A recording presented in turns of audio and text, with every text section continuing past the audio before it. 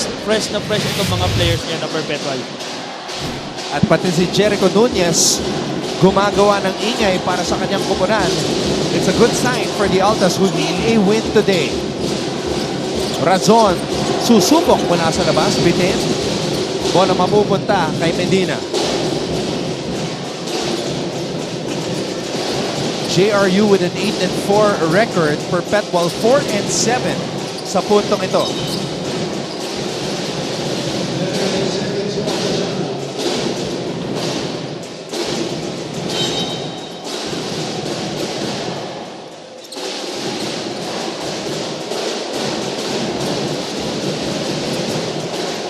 De Leon. Argente kontra Razon. Medina. Difficult shot. And another offensive rebound para sa JRU. Ayan na naman yung offensive rebound ng JRU. Talagang maganda lang ang pwesto talaga nitong mga JRU kahit na mahaba itong mga nasa loob ng Perpetual. Defensive rebounds ng Perpetual, Sham. Offensive rebounds ng JRU, Sham. So, na-match nila. Yes. Argente. And Roque finally gets the rebound para sa Altas. Tignan natin kung ano magiging diskarte ng Altas dito. Again, they go to Nunez, two-man game. Silang dalawa ni Razon. At tatawagan ng foul si De Leon. Kanina pa to si Razon tsaka si Nunez, merong magandang connection eh. Tuwing hawak ni Razon yung bola, it's either siya yung nakaka-shoot or itong si Nunez.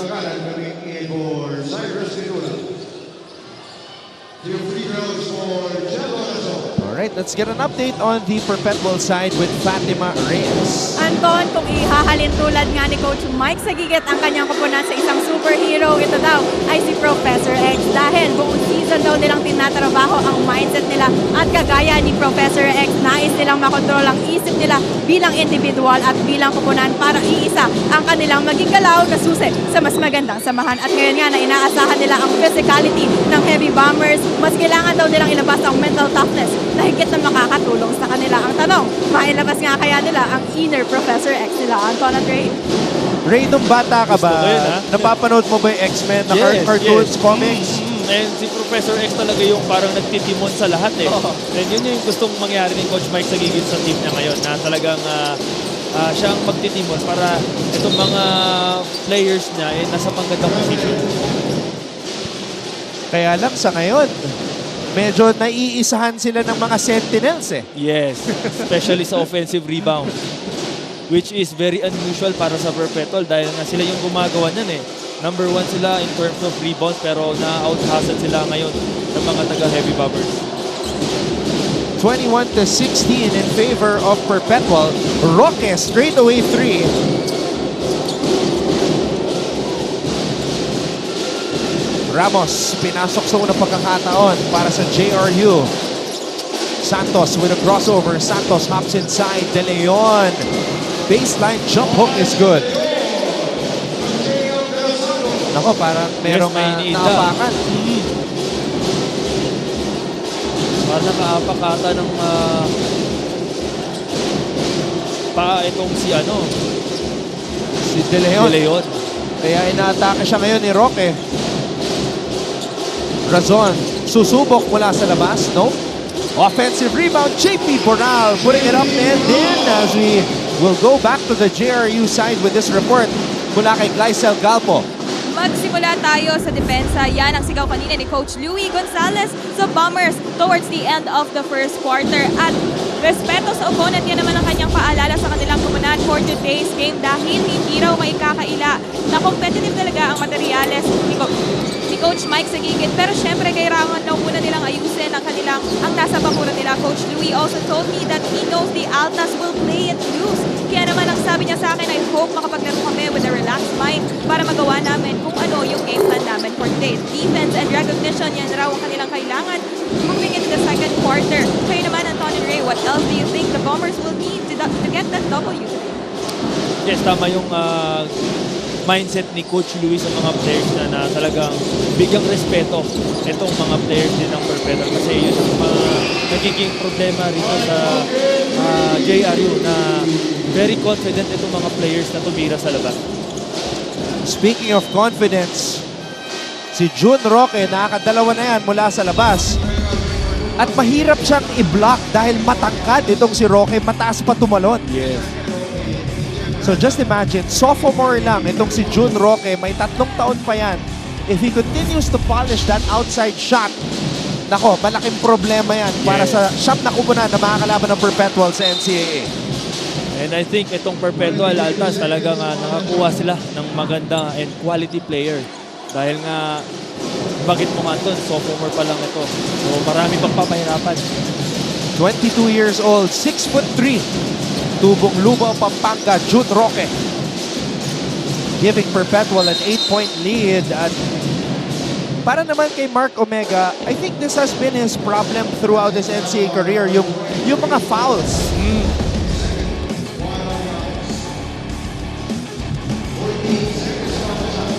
Kasi there were times, Anton, na talagang siya ang inaatake eh. Yung kumbaga, magsiset ng 2-man game itong JRU or other team. And siya lagi ang huling tao na babantay dun sa mabilis na guard. At eto na, Ray, nakikita na natin, nakaka-rebound na Perpetual. Jun Roque crashing the boards.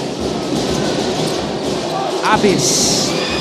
And Abis gives Perpetual a 10-point lead, biggest lead of the game para sa Altas.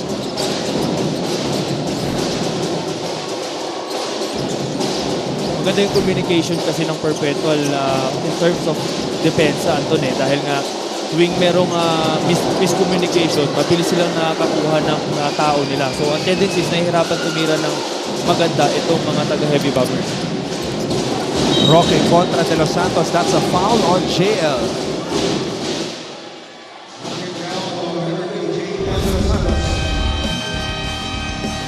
Ito, basic na basic yung galaw ni Abis. Using the screen, absorbing the contact. Puntos para sa Perpetual. Lapag sila ng 10.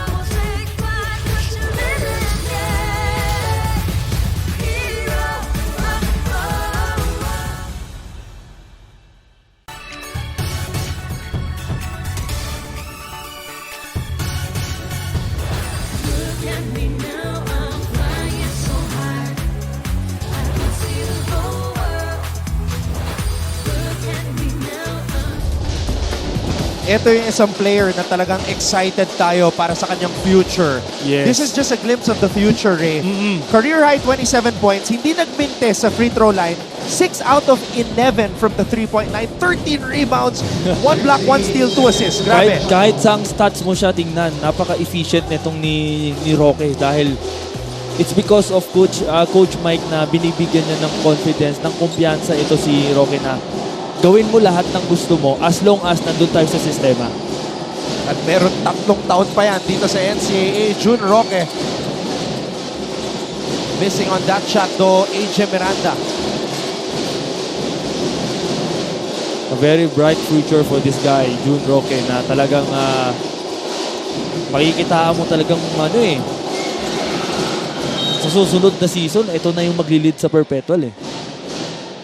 Pero yung personality ni Jun, tahimik eh. Oo. Siya yung medyo silent worker.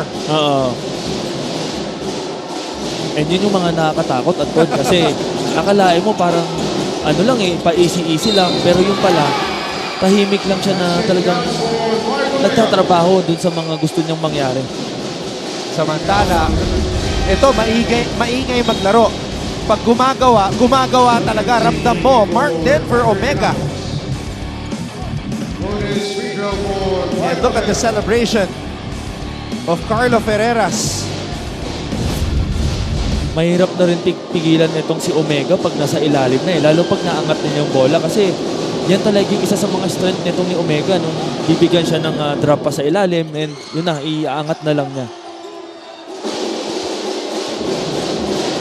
AJ Miranda, dinedepensa ni Roque. Miranda, binigay kay Sarmiento. Faking the handoff.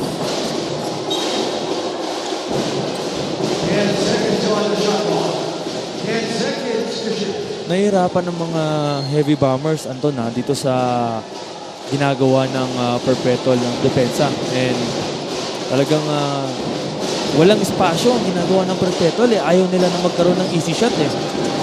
At hindi pa nakakaporma itong si AJ Miranda, number 1 scorer ng JRU. Hindi pa nakakapuntos. Yes, and so far maganda yung scouting report nila dito kay Miranda na talagang nililimit nila itong puntos niya. Wow! Gandang baseline spin sana. Yun nga lang, bitin yung kanyang tira. Pagaran trying to steal the ball. De La Rosa picks it up. Binigay dito kay William C.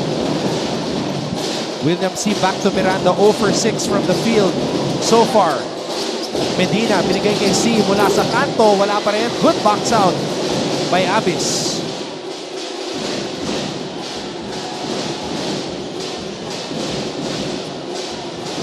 Abis gusto postean si Medina.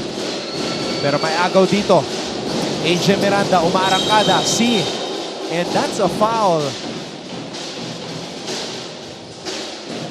Number 48, John Abbas, is third personal. 2 on the others.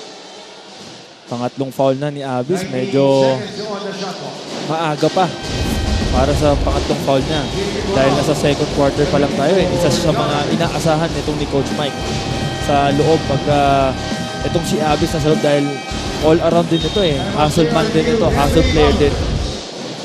We have a timeout. Perpetual is up 30 to 18 laban sa JRU.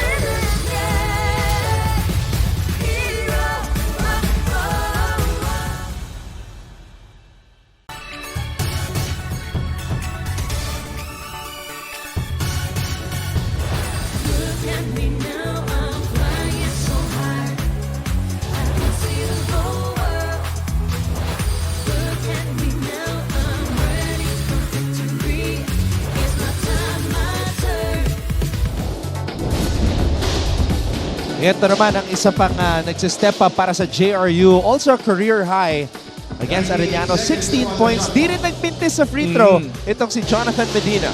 And imagine 19 minutes of play lang itong si Jonathan Medina pero ang ganda rin ng contribution na. So very efficient din.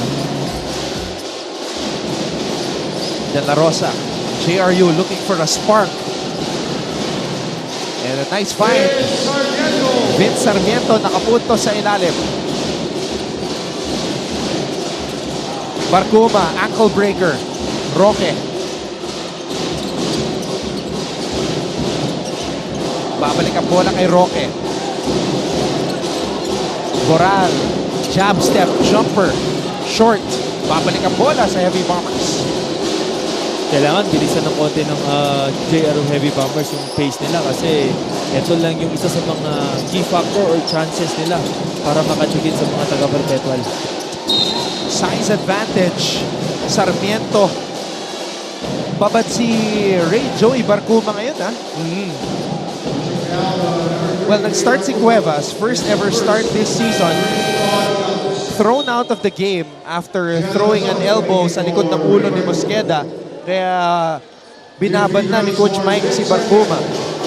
And very effective din itong si Barcuma pag nasa loob. Anto kasi kahit na hindi man siya ganun katangkaran. Pero in terms of defense kasi, talagang hassle eh. Kung sino yung babantayan niya, nahihirapan magbaba ng bola.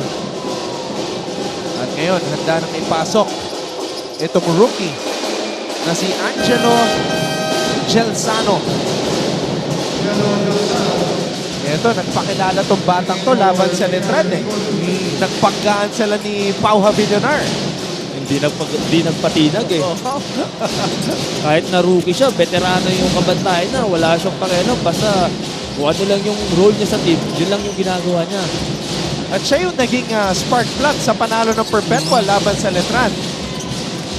So now he's getting the minutes mula kay Mike Sagigit. Roque na naman. Jun Roque for 3. Paano mo babantayan yan? Wow, ang taas na ng kumpiyansa nito ni Jun Roque. Talagang nararamdaman niya na itong game na to na para sa kanya ito. And kita mo naman, bawat bitaw niya, ang laki ng chances na papasok. Tsaka Ray, kahit nung panahon mo, sobrang rare makahanap ng player na 6'3 na tumitira ng ganyan. Yung pagtanggap ng bola, face up, sabay bitaw. Yes. And tingnan mo yung stroke ng bola, napakaganda. And ako, I admit, Anton, nung time ko nung nasa Letran pa ako, bihira ako tumitira sa 3 points. Talagang more on slasher ako kasi wala akong ganung confidence sa labas eh. Pero itong si Jun Roque, talagang ang taas na kumpiyansa ng pagdating sa 3 points. Isa pa to, si Ray de la Rosa.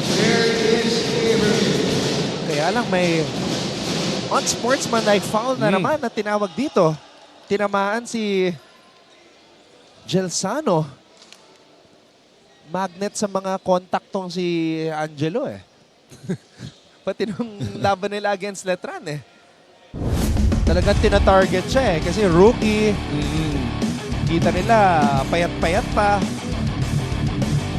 Tsaka hassle kasi siya, Anton eh, kung saan yung bola, kung saan yung mga opportunity na pwede siyang makatulong, nandun siya lagi eh. And isa pa doon, yun nga, rookie siya, kailangan na rin magpakita kila Coach Mike and then sa mga coaching staff at sa mga teammates na even na rookie pa lang ako, kahit pa paano, may mga gusto ko, may mga may contribute na ako kagad dito sa team ko na to. Ang primary suspect dito, yan po, si Ryan Arenal. Siya yung nakabanggaan ni rookie Angelo Gelsano. So let's see kung ano magiging hatol ng ating mga officials dito.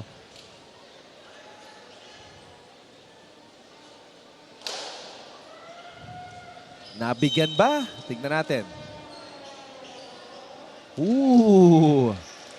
Nahuli. Another unsportsmanlike foul. Sa larong ito ngayon, medyo mainit and physical ang laro. First half pa lang tayo, Ray. Nakakatatlong unsportsmanlike na yung JRU. Upon review, it's a disqualifying foul on number 25, Ryan Arenal. Ryan Arenal out of the play court. Oh my God. Dalawang disqualifying foul. Una sa first quarter, Jasper Cuevas ng Perpetual. Ngayon naman, Ryan Arenal.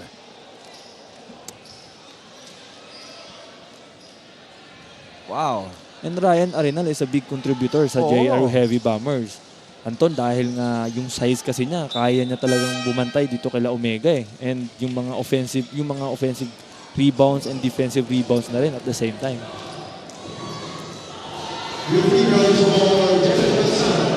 Angelo Gelsano will shoot the technical free throws. Nagmadali itong si Gelsano, Ray, sa itsura pa lang niya, alam mo nga, batang-bata pa yes. And nakikita mo naman sa katawan talaga. And I'm sure naman mag-improve pa yan kasi meron pa siyang 4 years to improve his body weight. And yun ang kailangan niyang isa pa sa mga tutukan dahil malaki-laki ang role niya in the next few years. Gelsano, Roque, atake, Roque rising up for the jumper, Roque na naman!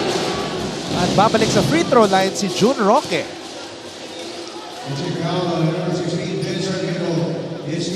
Masusubukan ngayon si Jun Roque sa free throw, Anton. Kasi last game nila, wala itong mintis eh. So ngayon masusubukan siya. Jun Roque, one of the leading candidates para sa most improved player ngayong season sa NCAA. Last season, yung minutes niya, minsan mataas, minsan mababa. Ngayon, siya na yung main guy ni Coach Yeah. Mike Sagigit. And deserve niya yun dahil nga itong season na to, very consistent siya, Anton eh. Yun lang. Pinupuri natin si Jun. Nagmintis tuloy. Ewan ko ba bakit gano'n pagka may pinupuri tayo sa free throw, lagi nagbimintes. Unang mintis ni Jun after 11 attempts. At may agaw dito si Jun. Kailangan yata hindi natin i-mention eh, yung mga players natin dito sa NCAA pag nag-free throw sila kasi automatic nagbimintes eh. Coral, binigay dito kay Jansano. Pagaran. Finds Razon. Razon. Binalik dito kay Pagaran. Christian Pagaran for 3.